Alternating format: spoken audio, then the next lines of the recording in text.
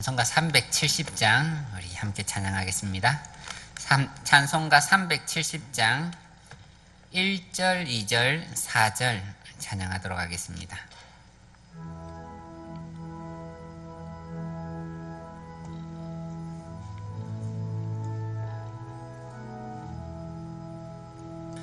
주 아래 있는 나에게 딴 근심이 있으랴.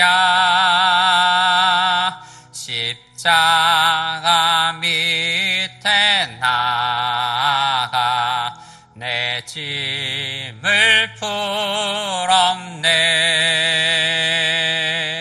주님을 찬송하면서 할렐루야 할렐루야. 내 앞길 멀고 험해도 나 주님만 따라가리. 그 두려움이 변하여 내 기도 되었고,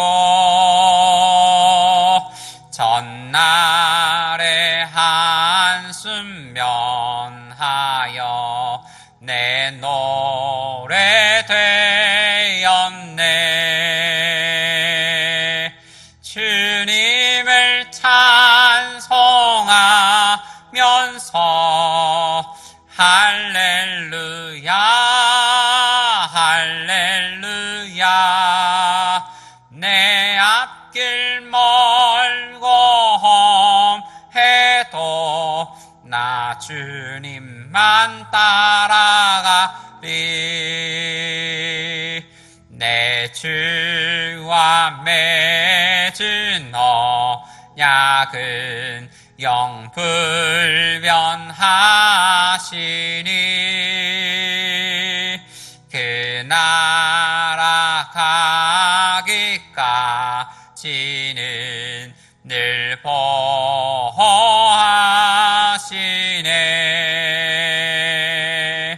주님을 찬송하면서 할렐루야 할렐루야. 내 앞길 멀고 험해도 나 주님만 따라가리.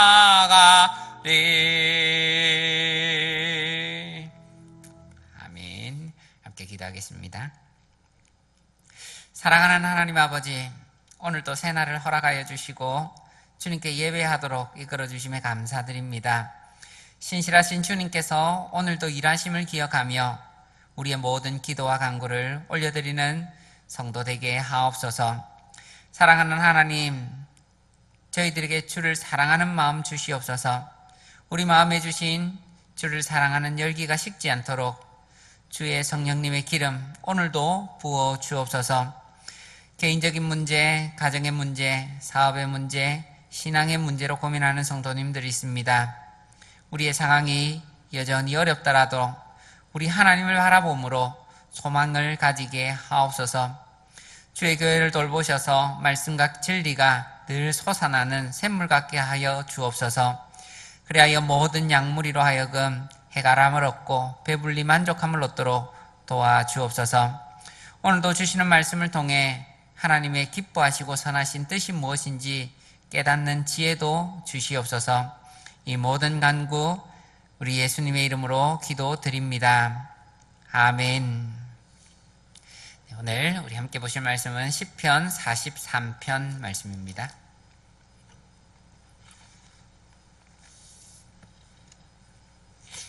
시편 43편 1절부터 5절입니다.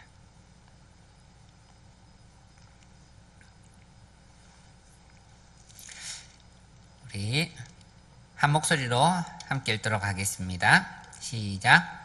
하나님이여 나를 판단하시되 경건하지 아니한 나라에 대하여 내 송사를 변호하시며 간사하고 불의한 자에게서 나를 건지소서.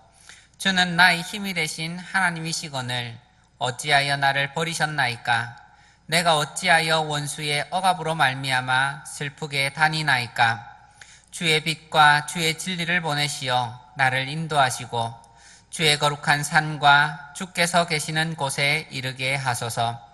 그런즉 내가 하나님의 제단에 나아가 나의 큰 기쁨에 하나님께 이르리이다. 하나님이여, 나의 하나님이여, 내가 수금으로 주를 찬양하리이다. 내 영혼아, 내가 어찌하여 낙심하며 어찌하여 내 속에서 불안해하는가? 너는 하나님께 소망을 두라. 그가 나타나 도우심으로 말미암아 내 하나님을 여전히 찬송하리로다. 아멘. 우리가 신앙생활하면서 가장 힘들다고 느낄 때가 언제입니까? 아마 하나님께서 나를 버리셨다, 그러한 느낌이 들 때입니다. 아무리 기도해도 응답이 없고 하나님께서 내게 멀리 떠나신 것 같은 때입니다.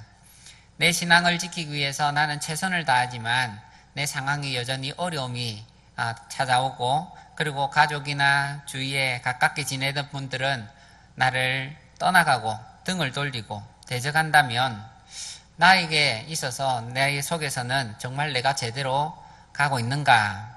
내가 정말 믿는 그 하나님은 계신 하나님인가? 이런 의심도 들고 허무감과 낙심감이 들게 될 겁니다. 이와 같은 마음은 우리 하나님을 진실되게 찾고 믿었던 사람들이면 누구나 겪었던 어려움입니다. 오늘 시편의 저자도 이러한 어려움에 대하여 토로하고 있습니다. 이 말씀을 통해 우리 이와 같은 어려움을 갖고 있다면 어떻게 이겨내야 하는지 배우고 깨닫는 은혜가 있길 원합니다. 많은 학자들이 말하기를 시편 42편과 시편 43편은 본래 하나의 시였다라고 생각합니다. 왜냐하면 그 증거가 첫째로는 똑같은 후렴구가 반복됩니다. 42편 5절, 11절과 43편 5절에 똑같은 그 말씀이 반복되는데, 내 영혼아, 내가 어찌하여 낭망하며 어찌하여 내 속에서 불안해하여 하는고? 너는 하나님을 바라라. 그 얼굴의 도우심으로 인하여 내가 오히려 찬송하리로다. 이 구절이 세 번이 똑같이 나옵니다. 그리고 또 이 43편에는 제목이 없습니다. 그 표제어라고 하죠. 42편 보면 고라 자손의 마스길 하면서 고라 자손의 노래다 이렇게 나옵니다. 42편부터 49편까지는 계속해서 고라 자손의 시로 나옵니다. 그런데 43편만 이 제목이 없습니다. 그리고 세 번째 증거는 이 시에서 사용하는 문체와 주제가 42편과 동일하다 하는 것입니다. 그리하여 우리가 42편과 43편을 한복에 묶고 우리 보는 것도 좋을 것 같습니다. 이 시의 저자가 느끼는 어려움, 그가 이 당하는 어려움과 바라는 내용이 무엇입니까? 첫 번째로는 영적인 고독을 심각하게 느끼고 있습니다. 이 시인은 42편 1절에 말하는 것 같이 하나님이여, 사슴이 시냇물을 찾기에 갈급한 같이 내 영혼이 주를 찾기에 갈급합니다 라고 말합니다. 그리고 오늘 말씀에서도 하나님 나를 변호하시고 나를 건지소서 하고 계속하여 찾고 계십니다. 하나님께 내가 나아가고자 하지만 나아갈 수 없기 때문에 4절과 같이 3절과 같이 하나님, 내가 주께서 계시는 산, 그 주께서 계시는 제단에 나아갈 수 있도록 도와주십시오 하고 찾고 있는 겁니다. 그리고 또 두 번째는 성전 예배를 회복하기를 간절히 찾고 있습니다. 고라 자손들은 원래 레위 자손들입니다. 그래서 성전 봉사의 직분을 맡아 섬겼던 사람들입니다. 그 일이 이들에게는 가장 큰 기쁨이었습니다. 그런데 이제는 상황이 성전으로 나아갈 수 없는 상황입니다. 우리로 말하자면 우리 교회에서 교사, 성가대, 구역장, 당회원 이렇게 직분을 가지고 교회를 관리하고 돌보고 봉사했던 분들입니다. 그런데 예기치 않게 육신의 질병이 찾아오거나 사고를 당하거나 가족의 반대나 혹은 멀리 출장을 떠나야 하던가 아니면 코로나와 같은 이런 비상시국이 우리 교회의 성도들로 하여금 나오지 못하는 상황을 만들게 되었습니다. 특별히 코로나가 어떻습니까? 2020년 한 해 동안 코로나 때문에 우리 많은 성도들이 교회에 예배드리러 오지 못하고 모임에 참석하지 못했습니다. 전도축제, 부활절, 추수감사주일, 성탄절, 구역모임, 성경공부, 식당봉사나 성가대, 교사 이런 것 다 내려놓아야 했습니다. 주일이 아닌 것처럼 지나간 날들이 얼마나 많습니까? 우리 신앙의 핵심적인 부분이라면 예배와 봉사 그리고 성경을 배우고 모임하는 이런 것들입니다. 그런데 이것들이 국가적으로 방해를 받고 이제 모이지 못하는 상황이 되었습니다. 이런 것들을 우리가 잃었다면, 그리고 이것이 우리가 가장 소중한 것이라고 여긴다면 우리가 이 일에 마음을 아파해야 하고 고통스러워야 하는 것입니다.